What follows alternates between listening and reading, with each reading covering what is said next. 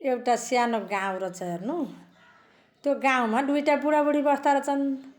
त्यो दुईजना बुढाबुढीको एउटा छोरो रहेछ।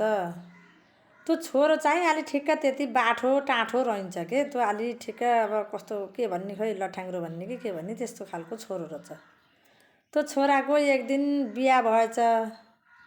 बिहा भइसकेपछि अब दुलै बिहा गरिसकेपछि ससुराली जान त परिहाल्यो। ससुराली जान भनेर ठिक्क परेर हिँड्न लागेछ।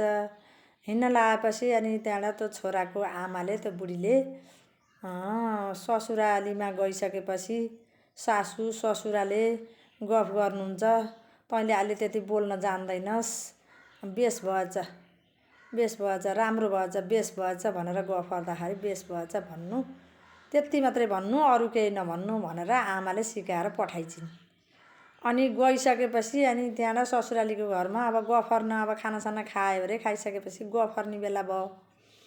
गफर्ने प्रसङ्ग गफर्दै जाँदाखेरि ससुराले खेत पहिराले लयो ज्वाइँ, भैँसी मरो भनेर भन्नुभएछ।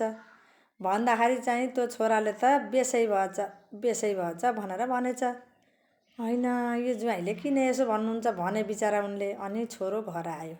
आएपछि के भनिस् ससुरालीमा गफर्दाखेरि तैँले के भनिस् भनेर भन्दाखेरि बेस भएछ, भैँसी मरो, खेत पहिराले ल भनेर भन्नुभएको थियो, मैले बेसै भएछ भनेर भनेछ आमासँग। हत्तेरी त्यस्तो त नभन्न पर्ने नि, दुःखको घटना घटेछ। त्यस्तो दुःखको घटना घटिया बेला त थुइया भन्नुपर्छ नि। किन बेसै भएछ भनिस्, अब फेरि जाँदाखेरि त थुइया भन्नु भनेर आमाले सिकाइछिन्।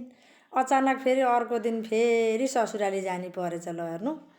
अनि ससुराली जाँदाखेरि फेरि ससुराले खेत किने ज्वाइँ, भैँसी किने, खेत उकासे भनेर ससुराले गफर्नु भएछ।